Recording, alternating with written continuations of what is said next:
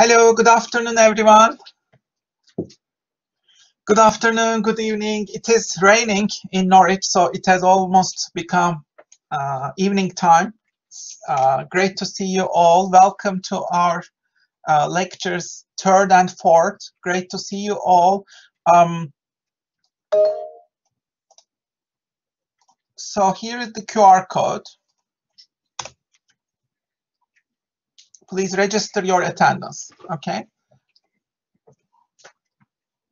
So let us start.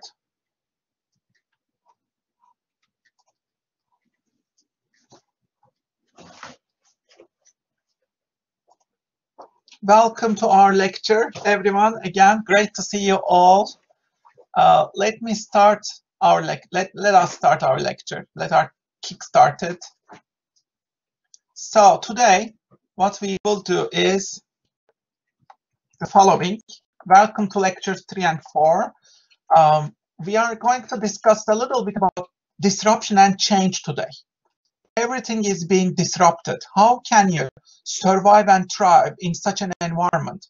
We will also have soft skills workshop, and we will also think a little bit about your dream job, CVs, and cover letters. I start with a hackathon, which means I will be sharing interesting things that I have stumbled upon, learned this week. But here are the big questions for you. Are you learning new, exciting, and fresh things every week? And how can you ensure that you are learning, pushing yourself, pushing your brain every day? Those are the two big questions that we need to be aware of. Today's key message is the following: disrupt yourself or get disrupted.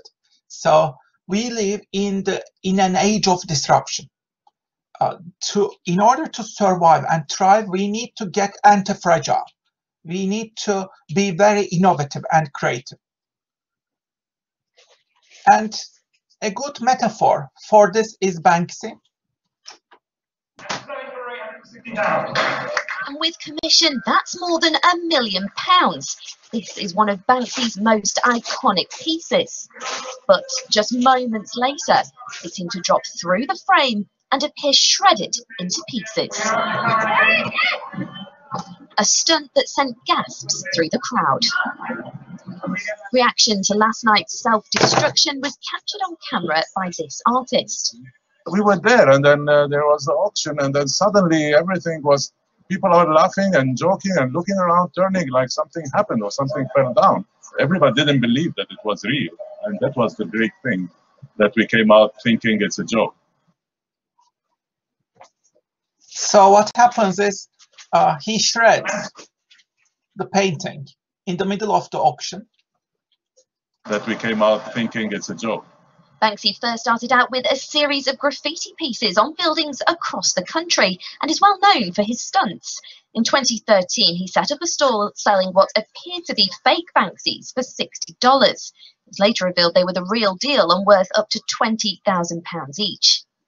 In the early hours of this morning, he posted a picture of his latest stunt on Instagram, writing, "Going, going, gone." I think he was there. I know he was there. We artists, we feel each other's, we feel the vibration. I think he was there, and he was laughing. Well, we don't know who filmed this. Was it Banksy himself? Perhaps the latest twist in the tale of street art's most subversive character. Helen Keenan, ITV News. So I think this is a good metaphor for this destruction and disruption. We can say that this is evidence that disruption is a key part of your creativity. We need to disrupt ourselves in order to be more creative. That means we need to get out of the rut and explore new territories and scare ourselves every day. And there is a lot to learn from Banksy in these regards. And you can check out the links to learn more. Another trailer on creativity and disruption is this documentary titled Art and Copy. The frightening and most difficult thing about being what somebody calls a creative person is that you have absolutely no idea where any of your thoughts come from, really. And especially if you don't have any idea about where they're going to come from tomorrow. Absolutely do not. Put that commercial in the air. This is the devil's workshop. Get that commercial off the air. People went crazy. Did you see that thing? Oh, by the way, I'll take it. This was on. I'm getting thousands of phone calls. I got you. I got you by the balls. That's advertising, baby. I always thought that advertising was the most whorish business a person could get into. Advertising makes food taste better. It makes cars run better. It changes the perception of everything. What you do is manufacture any feeling you want to manufacture. I think many times what they're buying is what they wish their lives would be. I guess I understand why people trash advertising, because a lot of advertising is trash. You can do so much more. There are a lot of people in this business, but damn few really good ones. Creative people rise up. They can't do shit unless we make ads for them. We should be in charge. I hated the system. I hated the status quo. Advertising should be statements about what the hell you think life should be about. All they care about is milking money out of clients. How big do you want the logo, sir? You can be more than just a car company, more than just a pet food company. You can speak honestly and use this profession to do that. Weird shit can happen. I think creativity can solve anything. Anything. I can get excited about selling a new kind of pen. Wow, what? Look at that pen. Yeah, it's a little this, it's a little this. Wow, that's sensitive. Let me sell that mother. Okay, so this is a great documentary. You can find it on YouTube. But that advertising guru in the video that you have seen has come up with a great campaign. And it is, I think, a great example for creativity and disruption. Here is your puzzle. Nobody knows who Tommy Hilfiger is. This is 1990s, okay? And you want to let everyone know that he is a great designer. How do you do that in 1 week? You have just 1 week. You can use the magic of advertising. So you will use the magic of advertising.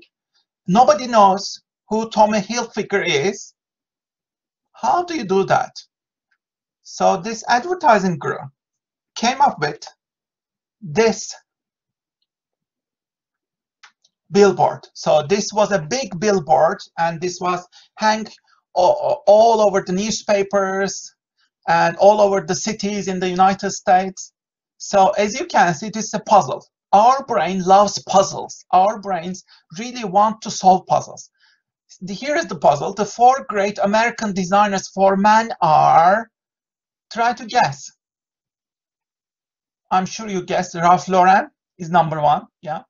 Perellis, Calvin Klein. So these 3 are known really well, but they have added a 4th one, who is Tommy Hilfiger.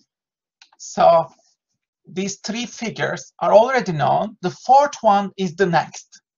Okay, so this is how you solve a creativity problem using the power of magic of advertising, and you appeal to interests of masses.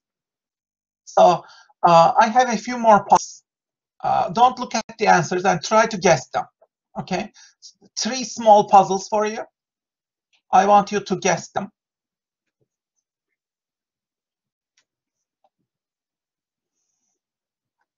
So here's the first one. Fortune 500 companies in 1955 versus 2014. What percentage of them are still on the list? Do you have any guesses? What percentage of them are on the list? Do you have any guesses? You can write from the chat box if you have any guesses.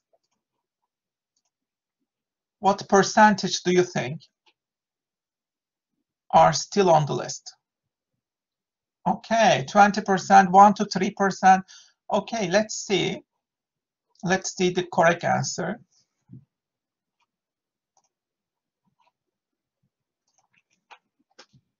So 11% are on the list. Only 11%. That means 89% are gone from the list. So you see that disruption is a big deal.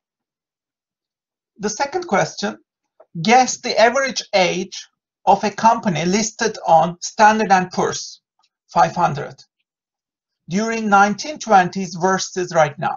So what was the average age during 1920s versus right now? How did it change? I mean, you can guess that the average age got shorter, right? There is acceleration, there is creative destruction. So the average age, it is bound to be shorter, right? So in 1920s, the average age was 67 years old. So a company that was listed on the Standard & Poor's list was on average 67 years old. That means a lot of companies were on that list for a long time. But now this age is just 15 years only. So, and it keeps dropping. So I think it will be as low as 10 years. In a few years, it will be 10 years or even less than 10 years. So this shows us the power of disruption. If you cannot innovate fast, you will be gone, really, in this era. The last question.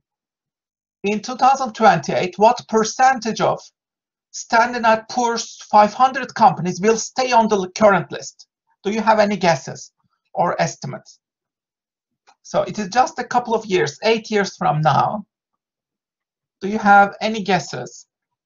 Don't look at the answers. And try to guess right from the chat box.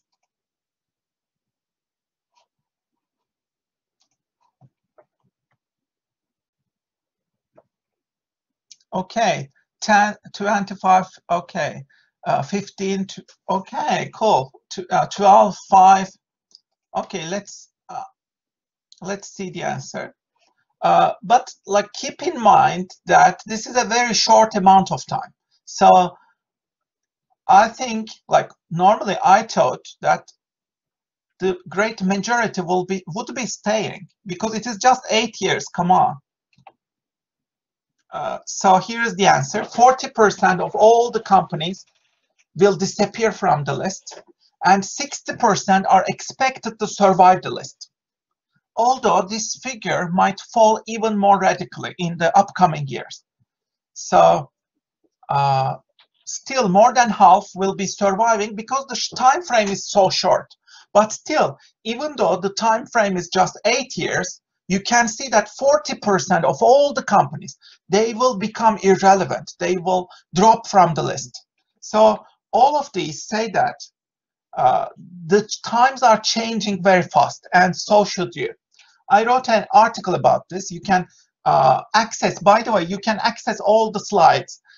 If you click on lectures, fall 2020, you can find all your slides. You can download them, okay? And you can click on the links. So I have written an article on how you should dance, improvise, adapt, and fly in these new circumstances. You can click on the link to learn more about being innovative and disruptive in this age. Okay. So the big questions again are you learning new and fresh things every week? And how do you make sure that you are pushing yourself and your brain every day? So the core message today that I want to give you is this: the world is changing really fast, and you need to learn, reinvent yourself, disrupt yourself every day. That means you need to scare yourself every day. That's the only way forward.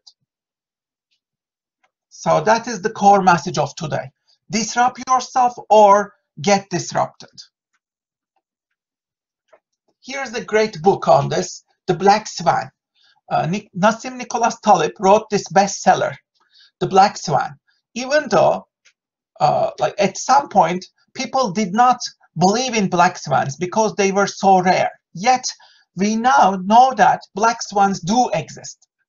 So these black swans are unexpected, events that nobody has been able to predict. Yet, nevertheless, they occur. And they occur really frequently. For example, Trump's presidential election. Trump has been elected as president 4 years ago, right? And that is a black swan event. Another black swan event is Brexit. Nobody was expecting that Brexit would happen a few years ago. Yet it did happen. Another example is the coronavirus situation that we are experiencing right now. Still, every one of us, we are locked down in our homes. We cannot come together still. So nobody would have expected such a big crisis and such a big lockdown and coronavirus and such a big disruption and depression, economic depression. So how do we become more anti-fragile? We need to be more ready for these black swan events, really. And in the book, Nassim Nicholas Taleb says we need to become anti-fragile. Yes, the 3 most harmful addictions are heroin, carbohydrates, and the monthly salary. So he has these great words, quotes. I think this is very remarkable. You cannot become addicted to these. You have to think like an entrepreneur.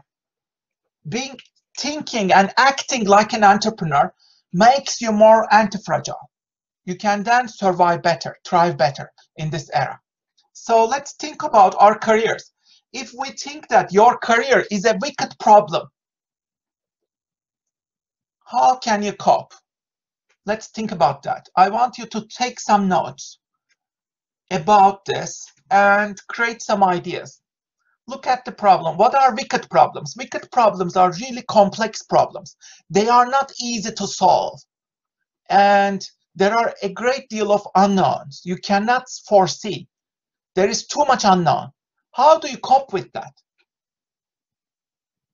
Think about your career. You are unique. Your career situation is unique.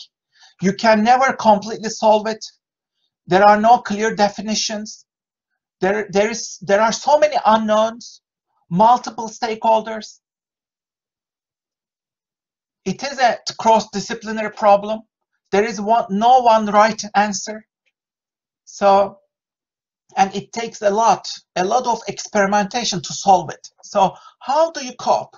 Given that, we are in the midst of this major economic depression and youth careers, young people's careers are declining because of all this uncertainty. How do you cope with this?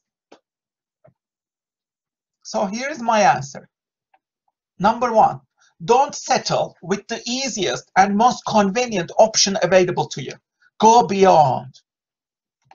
Number 2, you need to cultivate a lot of diverse seeds, projects, experimentations, and see which options have more potential. So think of yourselves as a farmer. How can I grow many career opportunities? Think each project as an investment and try to cultivate a lot of diverse projects. Then you will become much more anti-fragile. And the last one, be prepared for uncertainty and try to develop your resilience, resourcefulness, entrepreneurship, and creativity skills. If you develop these early on, then you will become more indispensable. Organizations will try to work with you, and you will become much more adaptive and creative.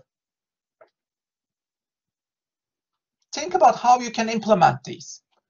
In your notebooks, please take some notes. What kind of small actions can you take to make this happen?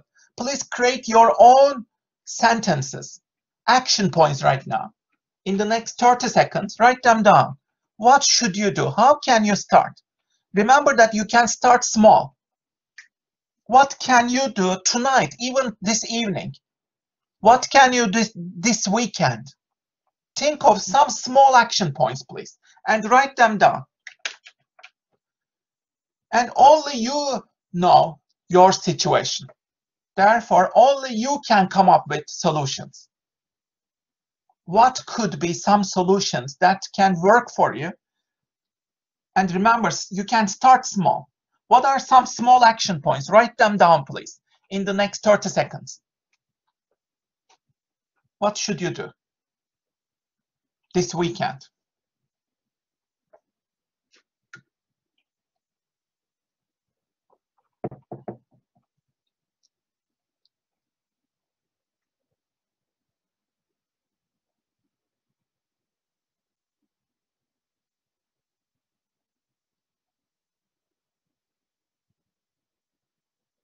Okay, please carry out these action points. However small they are, please try to implement them. If you have time after our lecture today, do them this evening. Don't leave it until tomorrow. Whatever you want to do in your career, do them right now. Take a small action right away. So we need to have a growth mindset to survive and thrive in this environment. Carol Dweck has written a great book about this. If you want to become anti-fragile, if you want to continuously grow, you need to embrace challenges, persist in the face of obstacles, and see efforts as the path to mastery. Learn from criticisms and find inspiration in the success of others. So turn everything into learning and development. That's the key here. You can grow, learn from everything and anything in your life. Here are the 14 new rules for your career success. I want you to look at this list now. In the next 1 minute, please choose top 5 of these. Which ones are most relevant to you? Choose the top 5 and then create some small ideas. What should you do? So what? I want you to choose top 5 most relevant ones and then come up with 3 action points. What should you do next? If these are the new career rules, new rules for career success, what should you do?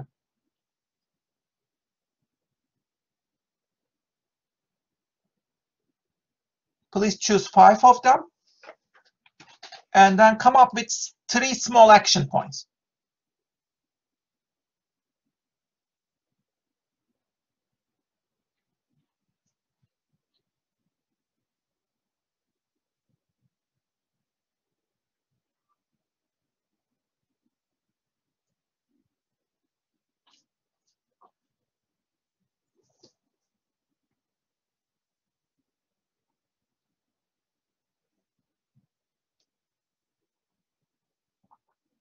Try to keep writing.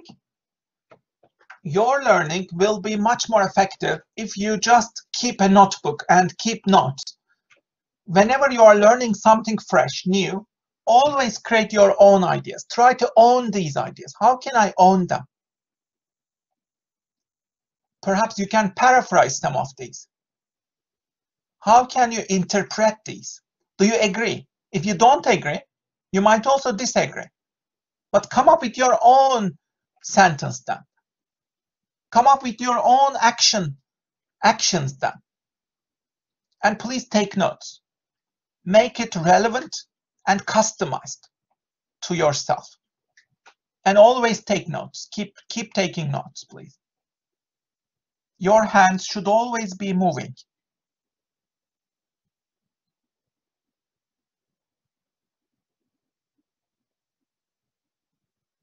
Then you will learn much faster and you will remember what you learned because you own it.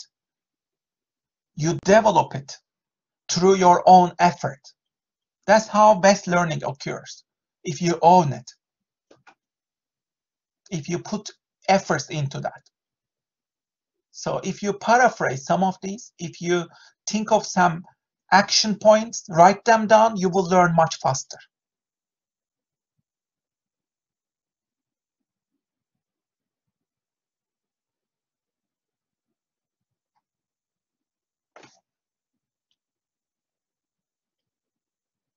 Try to wrap it up, please.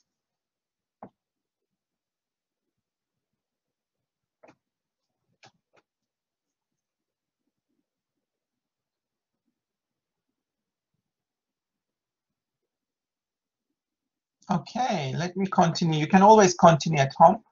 This is a book that I recommend that you read or learn more about. If you want to get rich, this is one of the best classic books on how to become rich. The title of this book is Rich Dad, Poor Dad by Kiyosaki. This is a classic, one of the best sellers on becoming rich. And they also have a cash flow game. So here is the core message of the book. If you want to get rich, you should jump from the employee and self-employed side to the other side. E and S side is the active income side. You need to jump from E and S side in the long term. You need to jump to the other side, which is the B and I side.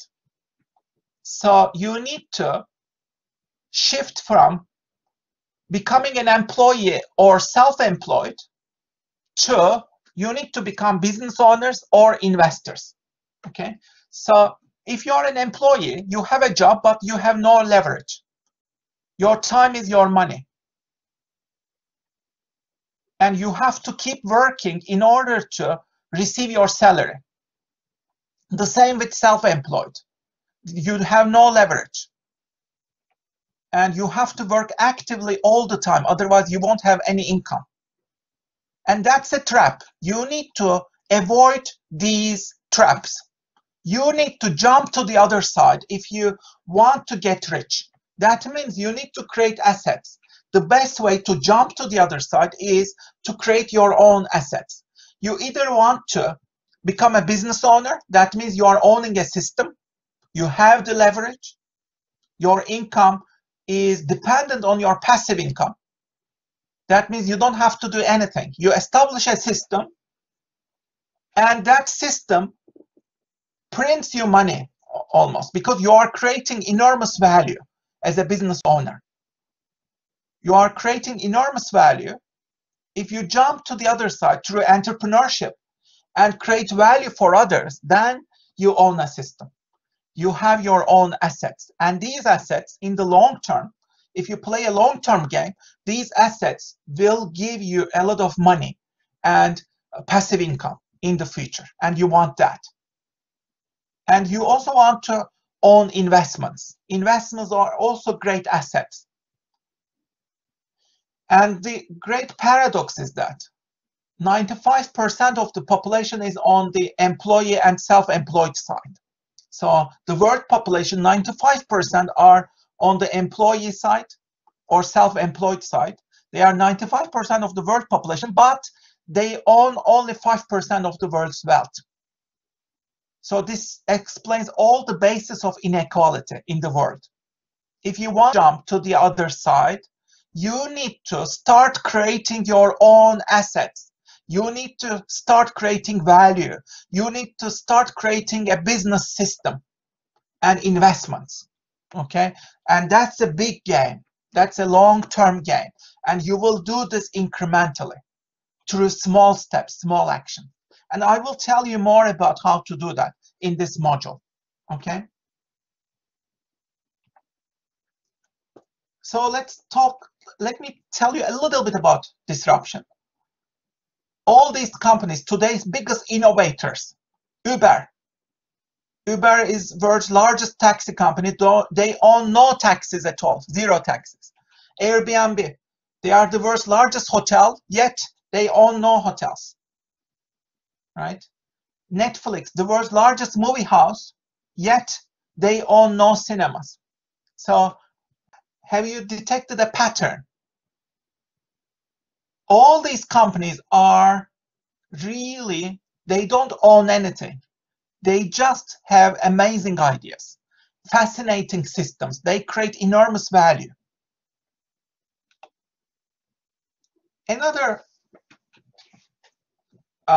figure on disruption, and this is shocking. Look at the picture. All of these brands, they did not exist in 2007.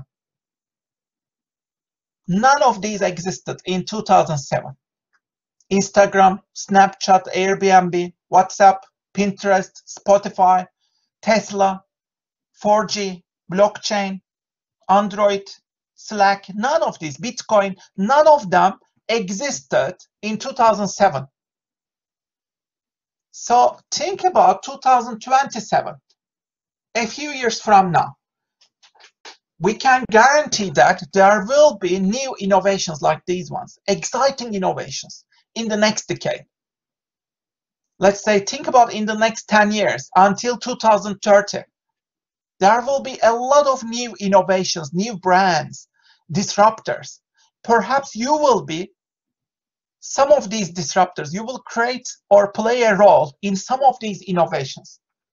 What could they be? I want you to imagine. In the next decade, there will be some significant innovations, disruptions in the world. How can you play a role? Can you become an inventor? Can you create something new? Can you become a disruptor? Can you act like an entrepreneur? What could be some of the new innovations that only you can think of?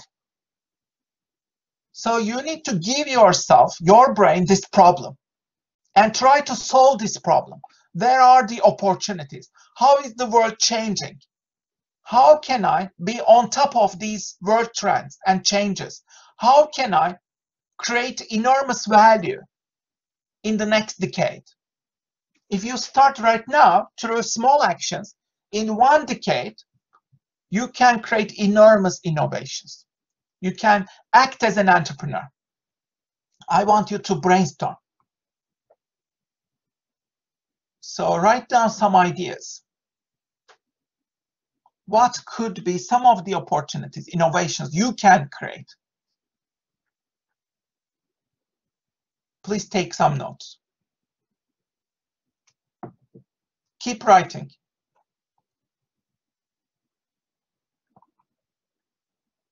What can you do?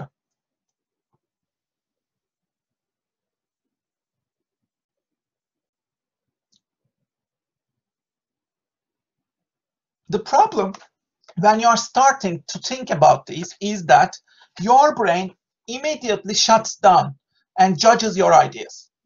Let's say, this is ridiculous. They have already invented this. Many people have thought better ideas than mine. You know, there are many geniuses, entrepreneurs out there. You know, this is rubbish, this is garbage, etc. All this negative thinking on your brain, you need to stop that. And another strategy, you need to create a lot of ideas. Originality comes from the volume of your ideas. So give this as a problem to your brain, and then throughout the weekend, create 50 ideas, 100 ideas. Force yourself to generate a huge volume of ideas. Then you will become much more robust. Make it try to create 50 ideas every day.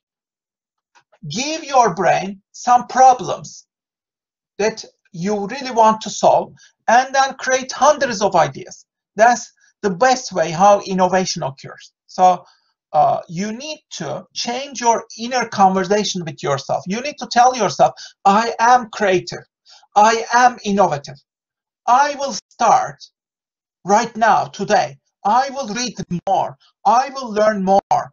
And I will come up with a lot of creative ideas. If you do that, you will change the wiring of your brain. You can change it. Okay? And I want you to change it.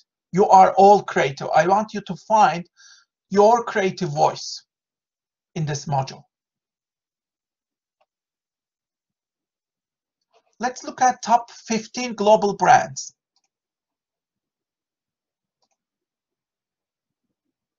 As you can see, Coca-Cola, Microsoft, IBM, and General Electric, they were at the top for a long time.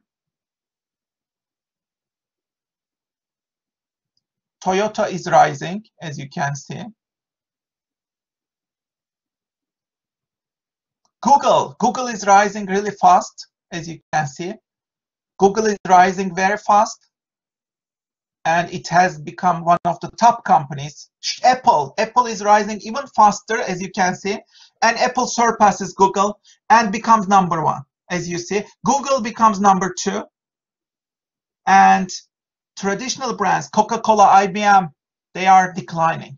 Yeah, technology brands are dominating. You see the rise of Amazon, very fast rising of Amazon, and Amazon becomes #3. And right now, Amazon is #1 even. Okay, so there's a huge change, as you can see. And you can see the rate of disruption. Everything is moving really fast. CNBC comes up Disruptor 50 list every year. This year, let's look at the top 5 companies. On to this year's list. Julia. Good morning to you, Andrew. Well, this year's list was drawn from more than 1,300 nominees calculated based on a mix of quantitative and qualitative. Number 5, Klarna. The online payment company offers short-term credit to shoppers at more than 200,000 e-tailers. Klarna payment system. It's one of the unicorns. Become one of Europe's largest banks. If we can play a part in disrupting this industry and actually driving what we found by giving consumers a better offer, that I think we've done something great. Number 4, Coursera. Demand soared for this online. Coursera, online learning company. You know, there are many free courses, massive online open courses here. As everybody is locked down because of coronavirus, everybody is checking these online courses. Learning pioneer when COVID-19 hit and remote learning became the only option. Number 3, Indigo Agriculture. On a mission to fight climate change and secure the world's food supply. Its Terraton initiative pays farmers to enrich their soil with carbon.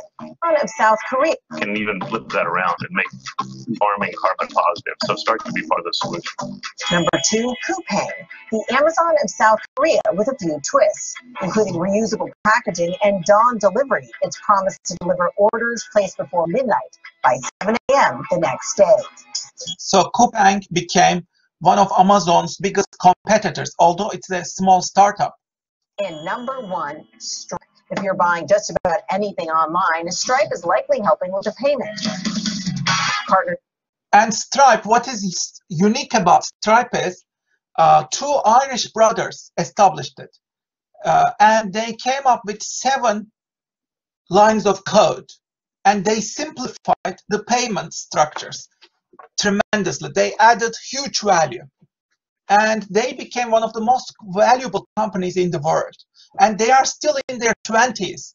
So if you are really young, you can become a disruptor. You can create your own company. Range from Amazon to Zoom Video. The world's highest valued fintech company is backed by all-star investors, including Andreessen Horowitz, Peter Thiel, and Elon Musk.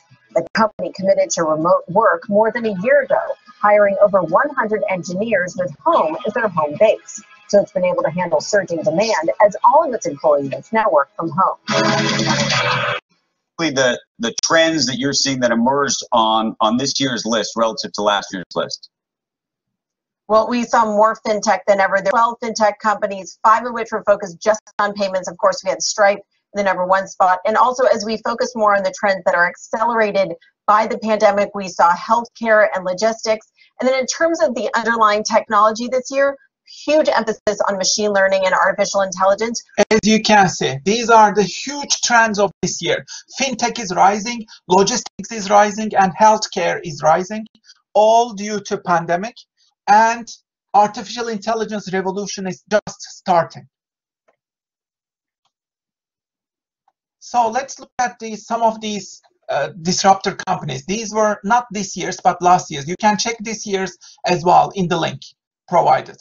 So SpaceX, Uber, Airbnb, Lyft, as you see, Udacity, Rent the Runway, Coins, all these are SurveyMonkey, WeWork, Indigo Agriculture. All of these are new unicorns. And you can see more disruptor companies here. Duolingo, language company, Pinterest, Coursera. You can see that these are some of the most innovative companies of our times.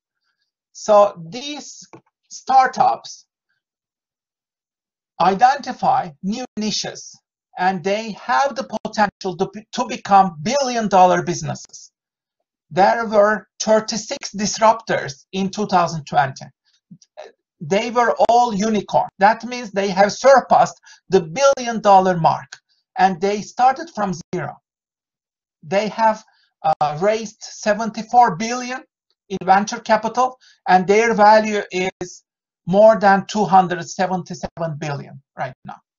So all their innovations in artificial intelligence, machine learning, drones, genes, they are changing our worlds. Of course, with all these disruptive times, one of the challenges is to keep up. And I'm doing a research project on this, and I want to share this project with you as well. It is called FONKU, fear of not keeping up. Fear of not keeping up. So if you are constantly anxious about not learning enough, not adapting enough, not being able to keep up, welcome to the club. That is called, and I named this, fear of not keeping up, and I try to interview and learn from managers about what this is and how they are trying to keep up. Okay, so you can click on the link to learn more about FONKU. I have written an article about it, okay? And you should click on the link. Okay, now the next part is your dream job. I want you to think about your dream job now and which job you will be applying for. So this, according to job characteristics model, if you want to grow and be motivated, you need to have these factors. You need to have meaningfulness at work. You need to experience some responsibility and autonomy. And you need to have actual feedback. You need to know how you are doing. So think about your workplace, ideal workplace. Perhaps some of these innovative workplaces or disruptors, where will you be kickstarting your career? Where can you have fun? Can you be creative in this company? Can you have some freedom and flexibility, autonomy, responsibility? Which companies are out there that are ideal? Think about that, and I want you to choose your job that you will be applying for as part of your coursework. So you will be applying for a job, an entry-level job. This should be a real job that you want to apply in the upcoming weeks or months. So you need to find a real job advertisement and attach it at the top of your coursework. And you need to customize for this job advertisement. So therefore, I want you to think about your dream job and come up with a list of top 3 best companies and write them down, please. In the next 30 seconds, please write down your top preferred companies. Which companies are your top 3 companies that you want to work for? But still, it would be great if you could start, because we are building up our portfolios right now, right away, right? Please choose your job, choose your ideal job, make your decision, choose a job advertisement. It should be a real job advertisement. Put that job advertisement, copy and paste it at the top of your portfolio, and then please come up with your CV and cover letter. So this is the CV guide. I have written an article on how to make your CV outstanding. If you click on the link here, you will access this article. I have written a guide for you how to make your CV outstanding. Please make sure that you read this article, and please also make sure that you update your CV and customize it for the job that you will be choosing. Okay, so please choose your job and update your CV. If you need guidance, you can also contact the Career Center, get their help. But make sure that you have your CV and cover letter ready, updated by next week. Okay, that will give you more time for the other parts of your portfolio. So let's try to do this until next Friday. So nearly half of British workers can't write a standout CV. And 98% of recruiters believe that CVs are still very important. So you need to come up with an impressive CV. That's very critical. And you need to be very proactive and persistent in your job applications. It's not easy to find a job these days. The jobs are all in decline. There is too much competition. So you need to think like an entrepreneur, and you need to be resilient in order to survive and thrive in these times. So always ensure that your marketing toolkit is up to date. That means your CV and your cover letter. And also, if you don't have your LinkedIn profile, please create your LinkedIn profile. Please make sure that it is also updated. So my experience, it is very frustrating. The whole job application experience can be frustrating. Sometimes you will send out CVs, applications, you will hear nothing. And it will be really hard, but you should start early on. That's why you should start early on. So you need to make a good assessment of yourself. Don't blame the market for not wanting your skills. Repackage your experiences into something that the market will want. So you need to be really adaptive and resilient and persistent. Don't give up, even if you get multiple rejections or you don't hear from them.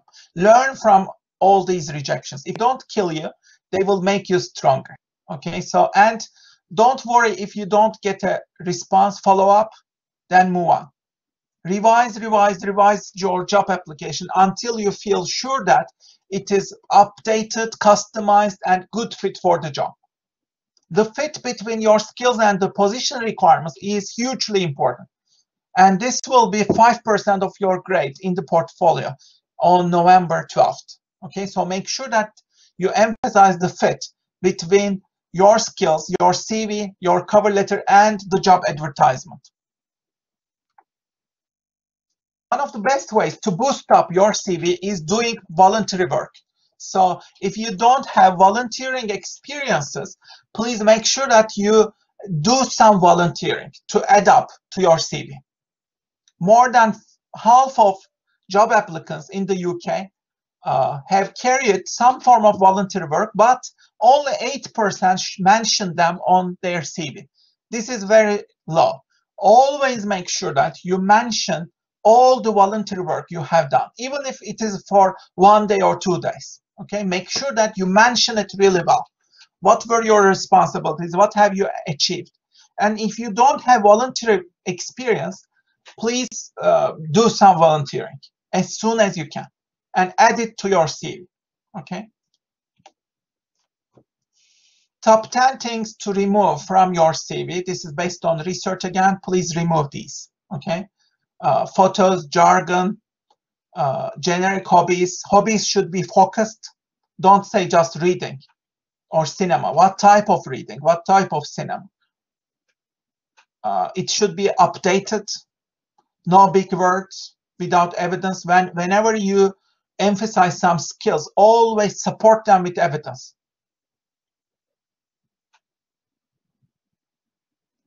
Grades, again, if you have university grades, which are really great grades, then you can mention maybe them, but don't mention your high school grades. Okay. No acronyms, again. Social media links, this is controversial. You can include it, I think. I mean, there's no problem with that. Some people think that it shouldn't be included, but I think that you can include. Okay, make sure that you don't have any blunders or typos. So these are some of the real job applications. And as you can see, I mean, they were instantly eliminated. You need to be really careful, and there shouldn't be any typos on your CV. Recruiters are looking through hundreds of CVs. Remember that. You don't have any luxury of any mistakes. There shouldn't be any typos, any mistakes. Make sure you show your CV to a couple of your friends or professionals or your networks, okay? Make sure that you ask feedback, get feedback, incorporate them. There shouldn't be any mistakes like this. Here is another strategy. You can come up with radical methods. This guy came up with a Doughnut CV. He acted as a delivery guy. Most resumes end up in trash. Mine will end up in your belly. Hi, this delivery is not a mistake. I pretended to be a delivery guy to ensure my resume was delivered to you personally. As you noticed, I approach things in a different way. I like to get them done.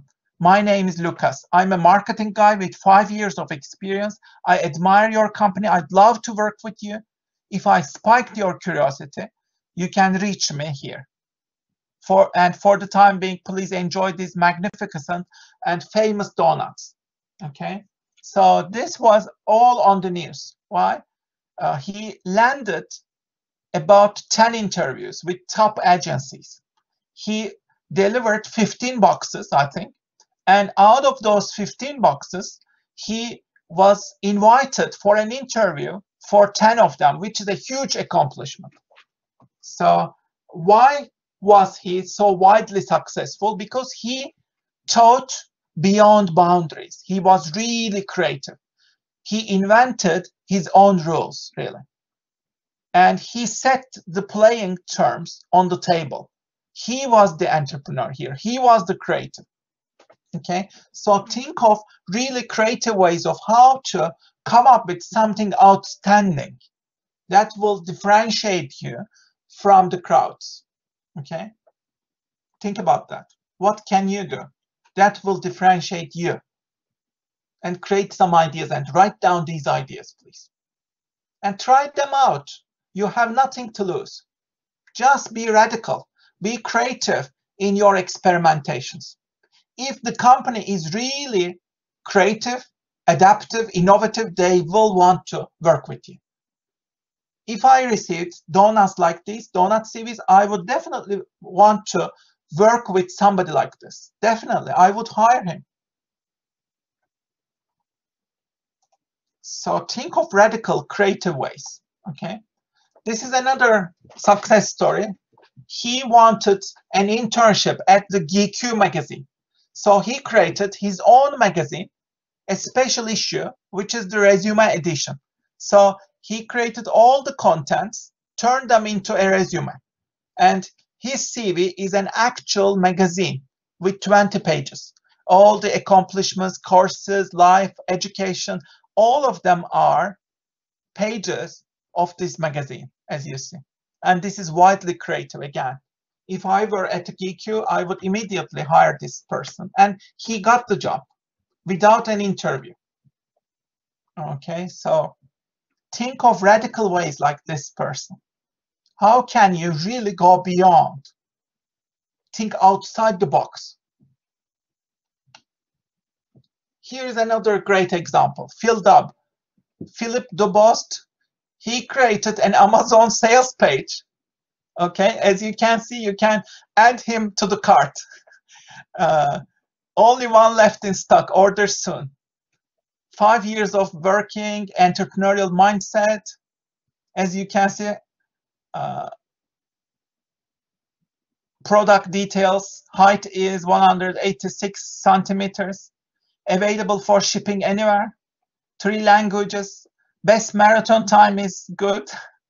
As you can see, education, everything, product description and professional reviews, which is amazing. I mean, I will definitely want to work with this person. Again, it's all about creativity, isn't it? So this is a creative CV. It is one of the most creative video series I have ever seen. Hello, my name is Etienne and I was born in France, in a city whose cathedrals copied my name. Also with a museum by Shigeru Ban. When I saw it, I thought, why don't I do the same? So I studied architecture, that's why I moved to Nancy. No, that's not a girl, that's the name of the city. I got my bachelor's degree, then I moved to Germany. In Leipzig, then you Berlin, where I mastered my physics. Monster in a pocket, now I'm on the market, rising like a rocket. Let's go win some contests. I guess competition living in the future of strife. What you can keep up Gamble architecture, public award, and a whole bunch of trophies that I cannot name all the song will last a century. While learning the basics in various offices, I've explored several parallel careers, from mixing cheese in Switzerland to touring the local TV in Belgium. Then I worked for Sana on the set of the Louvre, and now for 4 years I've been working. It looks but it's time to live. Denmark is on my list. I want to work for big. I know I've got the skills. My English is great. Mon français est formidable. My logic is super. Mes temps que perfectly. I know AutoCAD, Rhinoceros, Grasshopper, and V-Ray, Photoshop, Illustrator, InDesign, and After Effects. I wanna meet God and his hip-hop ego. I wanna build cool stuff with Lego. Yes, I want that job and you can't say no. You're gonna say yes and I'm gonna say yo. Is more. Is more. Is more. Is more.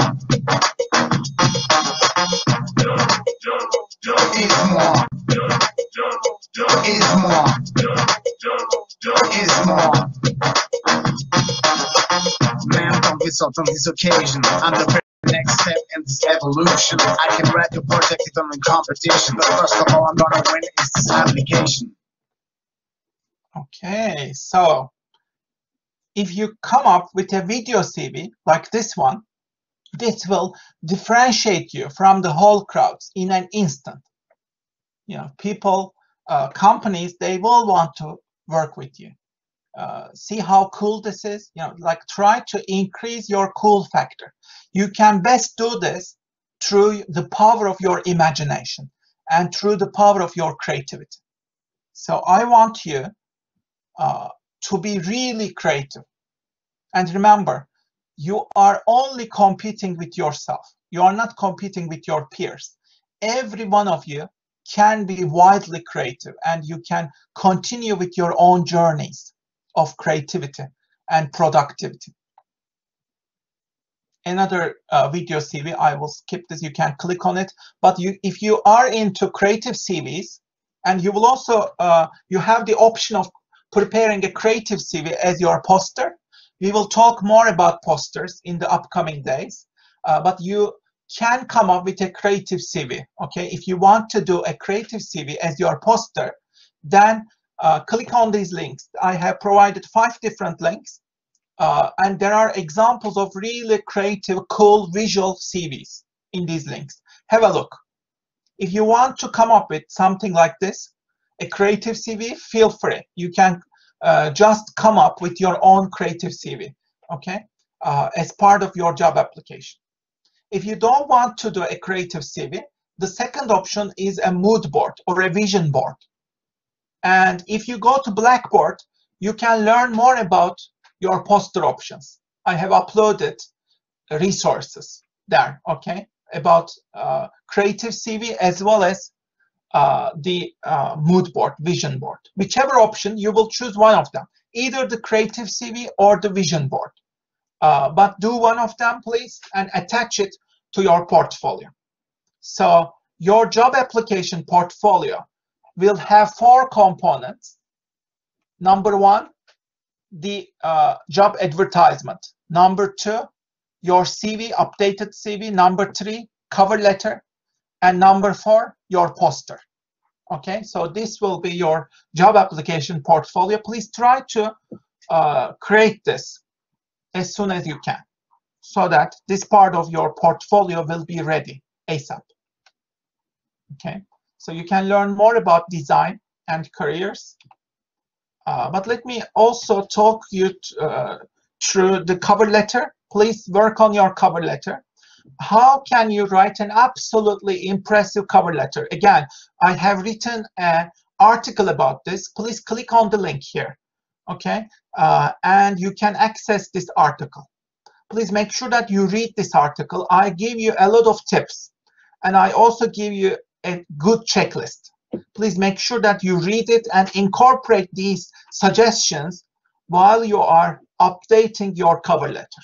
Okay, so please apply all these suggestions. So you start with a specific name. Never say dear sir or madam. Always put a specific name or specific firm. It is not a cut and paste of your resume. It must be customized. Normally it should be 1 page, but you can go over to 2 pages if you want as well. If you want to get deeper on your evidence, 2 pages is also acceptable. Use bullet points to illustrate the fit of requirements. And always end the letter with your full name and contact details. A good cover letter is interesting, compelling, and focused. Make sure that you share your unique value proposition, unique selling proposition. What makes you unique? Grab the reader's attention from the beginning. Demonstrate why you are the perfect candidate and why you are uniquely qualified for this position among hundreds of others. Why should we choose you? Explain that with evidence. So this is an example. As you can see, it's a clear example, simple example, but you can see that there are 4 bullet points here. Each of them, these are the job requirements, and this letter provides evidence for each of them very clearly. So let's say this is the job description, okay, on your job advertisement. These are the requirements. They give a list of the job description and the requirements, right? So in your letter, please make sure that you give a good match for each of these requirements. How do you meet and surpass each of these requirements? For example, they want a bachelor's degree, right? And you say, let's say, I have a degree in a bachelor's, and here in this one, it says master's degree, whatever. So try to meet and surpass each of the requirements as much as you can. If you cannot meet the requirements, choose something else, okay? Choose an entry-level internship or choose an entry-level job. But the requirements should be things that you can easily meet, okay? So go for entry-level positions rather than advanced positions. So for each of the requirements, please make sure that you mention how you meet and surpass each of these. As you can see here, excellence is customer service. How did you resolve this? I initiated a smart employee feedback process. It resulted in 10% increase in employee retention, etc. So there is clear evidence for each of the requirements. So come up with clear evidence about each of your requirements on your cover letter. Here's another one. Requirements are here. And for each of the requirements, you can see the requirements in red, yeah? For each of the requirements, here, the cover letter offers specific evidence, okay? So you need to come up with specific evidence for each of the requirements one by one and make them bullet point. Make it for the recruiters to see and evaluate your offerings. What do you offer? Where is the evidence of fit? One by one, demonstrate the fit, okay? That's what is critical. So I've included other examples as well. This one is a bit controversial. Make up your own mind. You can read later. But here's a checklist. You can apply this checklist for your cover letter.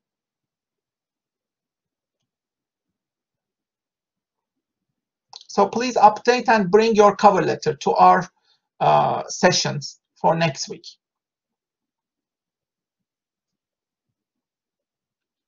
Not to the seminar, but maybe to the lecture. Let's do this in the lecture. Okay. So your job as we finish this section is make sure you prepare your CV as well as cover letter. Okay, so please work on your CVs and work on your cover letter. Make sure that they are updated and customized. And choose your job advertisement. Make sure that you meet and surpass each of the requirements one by one. Make sure that you match these and surpass these through your own evidence. It's important that your CV and your cover letter should be updated and they match what are the requirements. Okay, so make sure that you match the requirements one by one. Let me actually share from here for a change. It will be easier for now. So let's go to the soft skills section.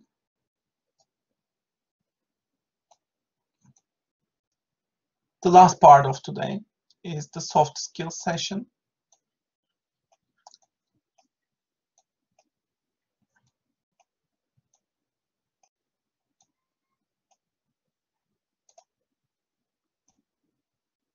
Okay, so soft skills have become really important in your job.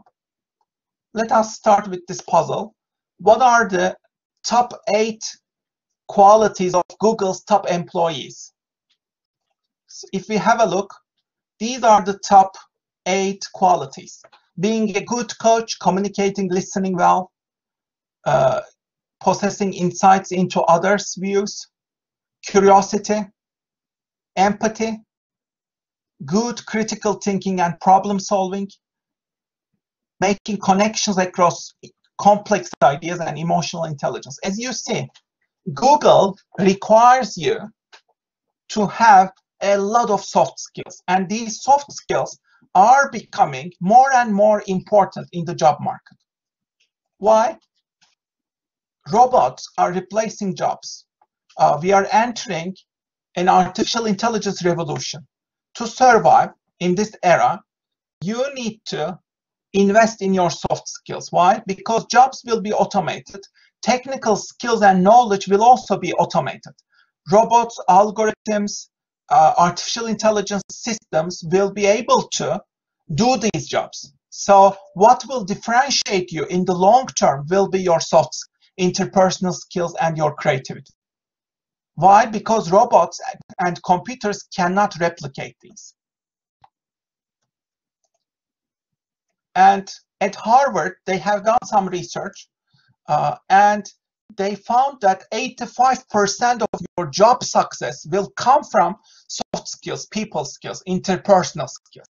85%. This is huge.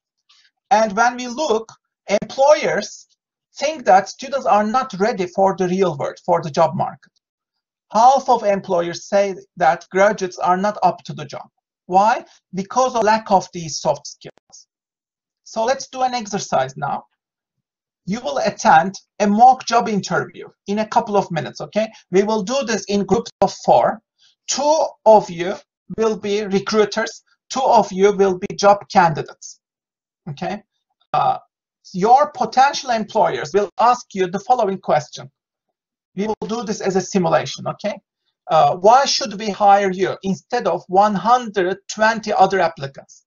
You should respond to this question. Come up with a story to tell your potential employers. Why should they hire you instead of hundreds of others? That story that you will come up with should illustrate your soft skills. Please choose the soft skills, any mix of them. You can choose teamwork, communication skills, creativity, problem solving, leadership, or customer service. And I want you to write down in bullet form, write down this story. What was the setting? Who were the people? How did the event unfold? What was the critical incident? How did you resolve this problem? What were the challenges? How did you overcome these challenges? please think about one sample story that you can tell in the job interview. So you can think of yourself as the hero here. This framework, hero's journey, is very valuable. Something happens. There is a call to adventure. You jump into adventure. There is a problem to be solved. You jump into the challenge. You experience all these challenges, and then you transform yourself. You save the situation and you return home. So this is the hero's circle, hero's journey. I want you to see yourself as the hero and find your own story to tell. It should be an impressive story. Tell a story that will be impressive. Why should we hire you? Here's a sample. This is a sample story on team leadership. I decided to run as a leader, to lead the school team for a national competition. My friends were worried. The team lacked the motivation and skills. You are making a mistake, they told me. And I have seen that, yes, they were right. The team members were not motivated. They were not athletic. They lost every race. So 3 other freshmen joined me to challenge team members' attitudes. There was animosity, but we won the races. I was determined to persuade the team. I tried to create unity. I worked very hard to be a role model and a leader and to motivate, inspire all my team members. We believed in our shared goal, worked relentlessly. Eventually, we advanced to the national level, getting a 3rd place medal. The moral of the story is that when I was challenged to do the impossible, my devotion, character, team leadership, and tenacity persevered while helping the team. So this is an excellent story. This person is a hero, right? I would definitely want to hire this person. So come up with a story like this. Think about all your life experiences. Another story about customer service. I was a customer service representative in a video rental company. We had an irate customer who left 3 messages and angry. Come back to me, demanded. I listened to the customer. She was upset because she purchased a loyalty program membership, and several days later, we were giving away the same memberships at no cost. So I phoned the customer, apologized, asked her how I can help. She stated she wanted her money back. She would no longer be a member. So here's the crisis situation. There's a fire. How do you deal with it? The green part shows how he or she did it. I agreed her to refund her money. I then bought her a thank you card, enclosed her refund, and a free membership to our loyalty program. I also noticed during the phone, she was yelling at children, so I enclosed 2 coupons for free for kids.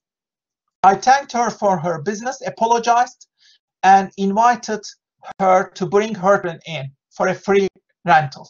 I enclosed my business cards, asked her to call me directly if she were ever disappointed again.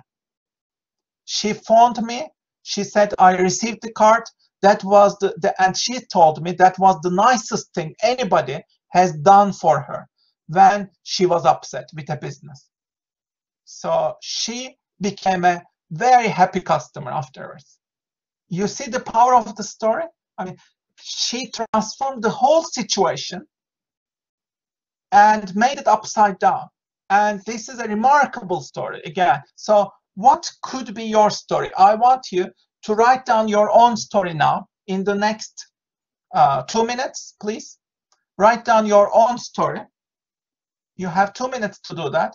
Just make some quick notes.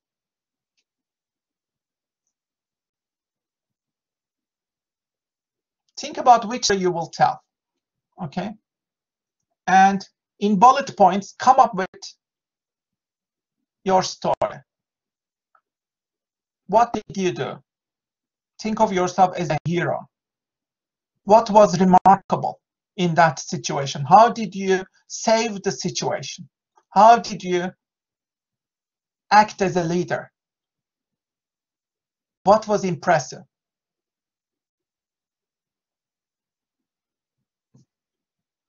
Yeah, I'll give you a checklist and everything, yeah, in the upcoming days, in the upcoming classes. But check the module handbook. If you go to module handbook, you will see all the requirements there, okay? Go to the module handbook, read it.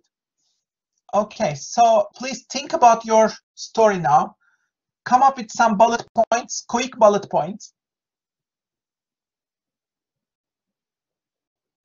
Think about your best evidence that you can tell.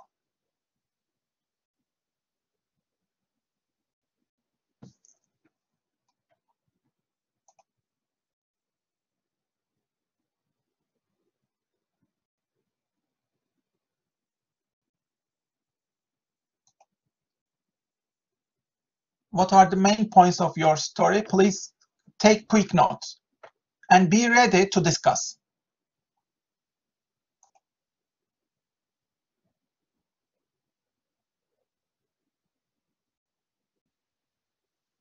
I will assign you to teams.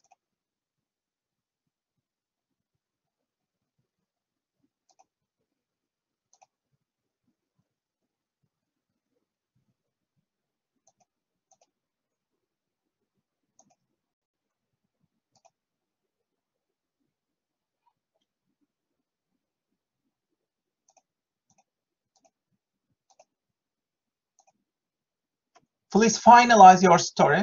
Be ready to tell about it. And in the group work, what you will do is 2 of you will be recruiters. And you will ask this question. What was the question?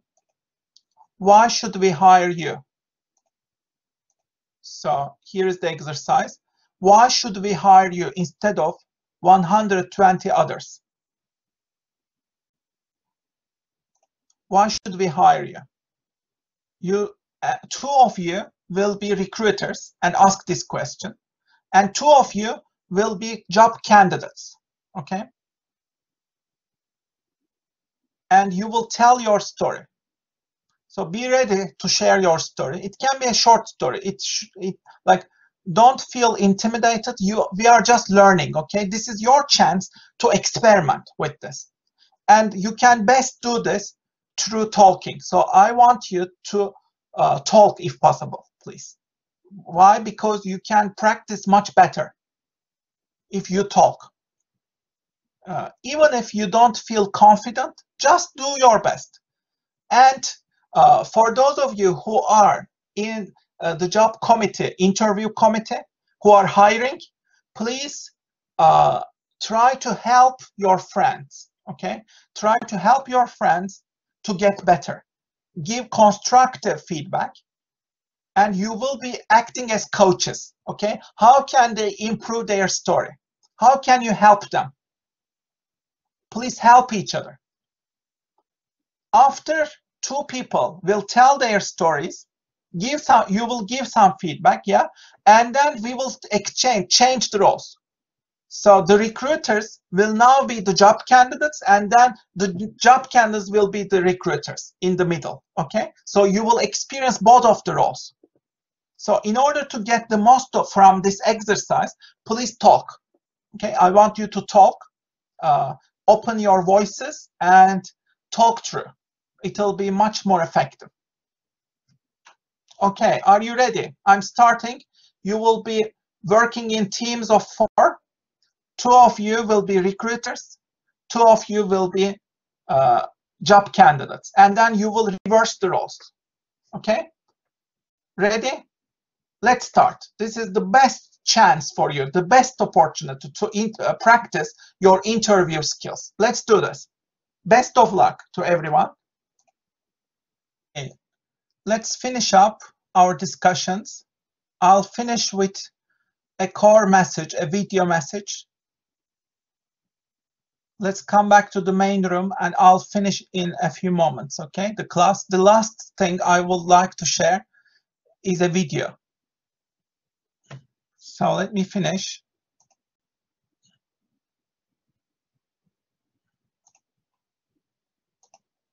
Come back to the main room.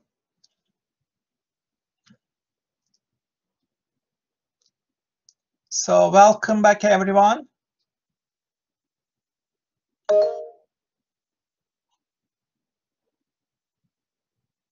Thank you for copying it. Yes, that is the link. If you haven't got it, let me, yeah.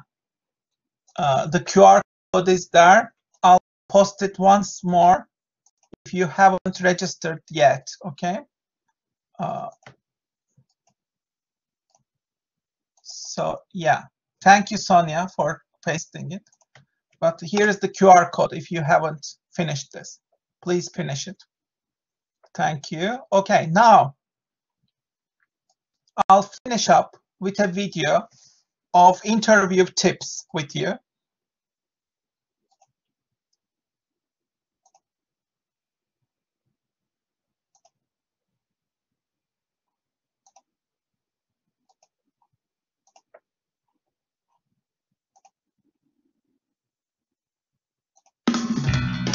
So often we make business contacts by telephone, by email, through social media. It may be months or even years before we meet.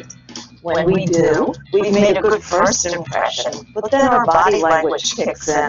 Does it help us or hurt us? Christine Yonke's going to talk about that with us. I'm looking forward to meeting Deborah for the first time in person.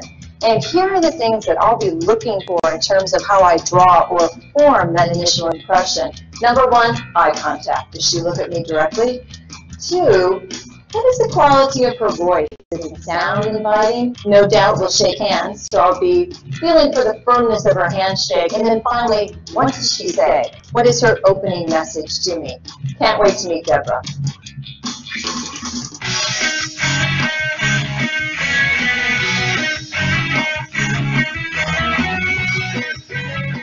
Well, I'm so glad that we could do this.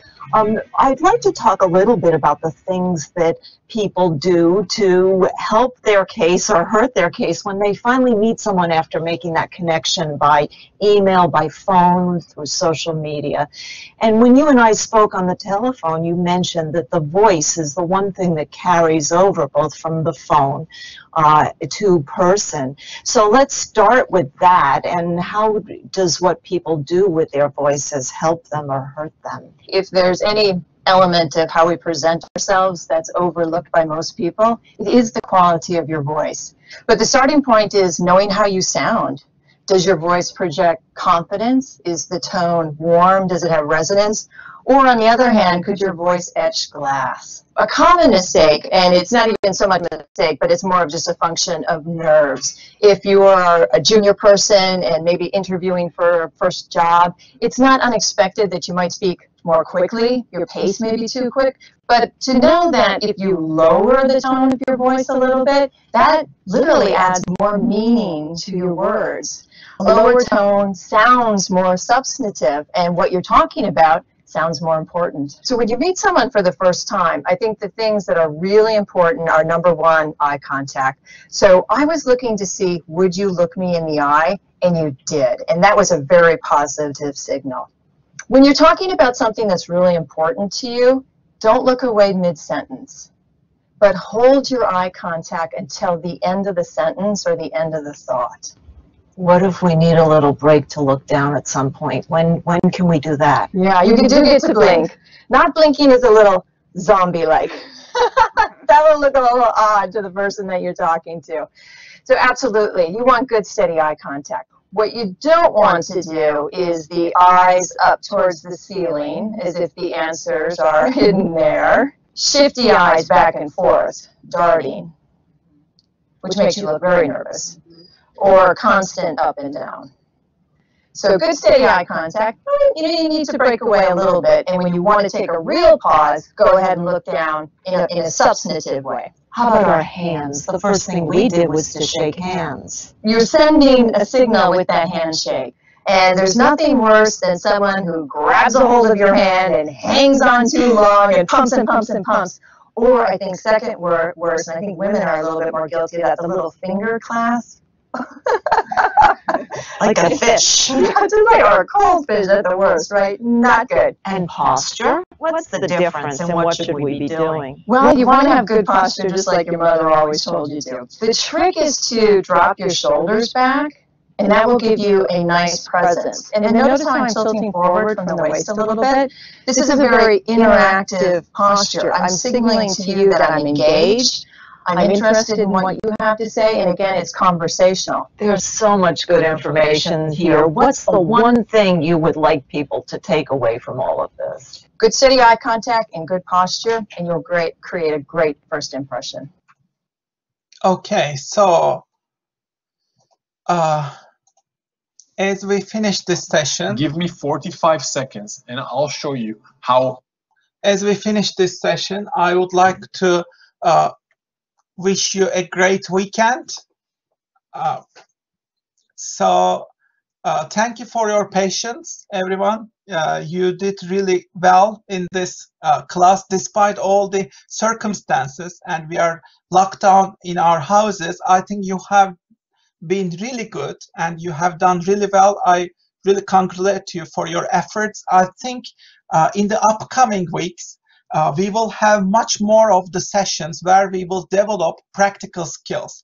And I will be guiding you with all the knowledge and perspectives that I have. I will be sharing them in the upcoming weeks. Hopefully, this module will help you to build all the life skills, entrepreneurial skills, employable skills that you need after your graduation. So we will be practicing them all. Thanks a lot for being here. And it is great to have you all in my class. Again, welcome again. And I will see you on Monday and Tuesday for our seminar. See you then. Have a great weekend and see you next week. Thank you. Thank you for your contributions. Bye-bye, everyone. Have a nice weekend. Bye-bye.